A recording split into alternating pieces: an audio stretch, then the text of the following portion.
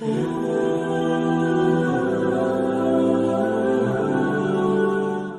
علیکم ورحمۃ اللہ دوستوں، آج کی ویڈیو تہجد کی نماز کے بارے میں ہے۔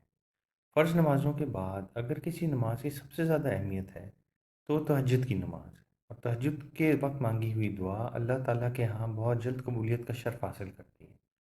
تہجد کی نماز کا طریقہ نہایت ہی آسان ہے۔ سب سے پہلے آپ کو تہجد کے وقت کے بارے میں بتاتے ہیں کہ تہجد کی نماز کس وقت کے درمیان پڑھی جا سکتی ہے۔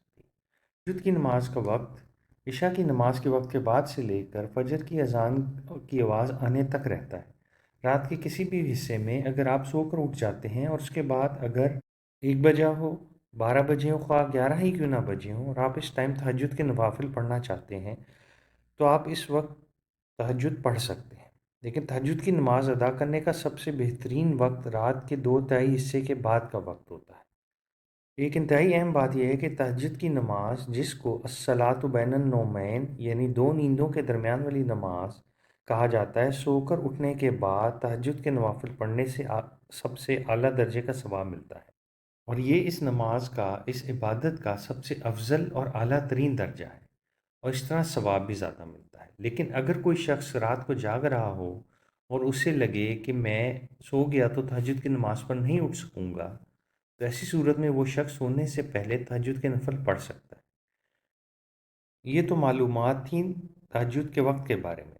تہجد ایک نفل عبادت ہے، اور مختلف روایات جو آپ صلی اللہ علیہ وآلہ وسلم سے مروی ہیں کے مطابق کم از کم 4 رکعت اور زیادہ سے زیادہ 11 رکعت پڑھی جاتی ہیں۔ 11 رکعت سے مراد 3 رکعت نماز وتر کے ہیں، جو آپ صلی اللہ علیہ وآلہ وسلم کے طریقے کے مطابق آپ صلی اللہ علیہ وآلہ وسلم نماز تہجد کے ساتھ پڑھا کرتے تھے۔ اس طرح سے بعض علماء کرام کے مطابق 8 نفل تہجد کے اور 3 رکعت نماز وتر کے ملا کے ٹوٹل 11 رکعت بنتی ہیں۔ تہجد کی نماز کی نیت باقی تمام نماز کی نیت کے مطابق ہی ہوگی۔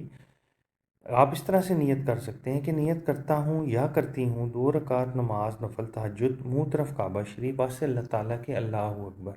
تو دوستوں، یہ ہم نے آپ کو انتہائی آسان کر کے طریقہ سمجھایا ہے۔ امید ہے آپ کو سمجھ آ گیا ہوگا۔ انشاءاللہ اگلی ویڈیو میں آپ سے پھر ملاقات ہوگی۔ خدا حافظ۔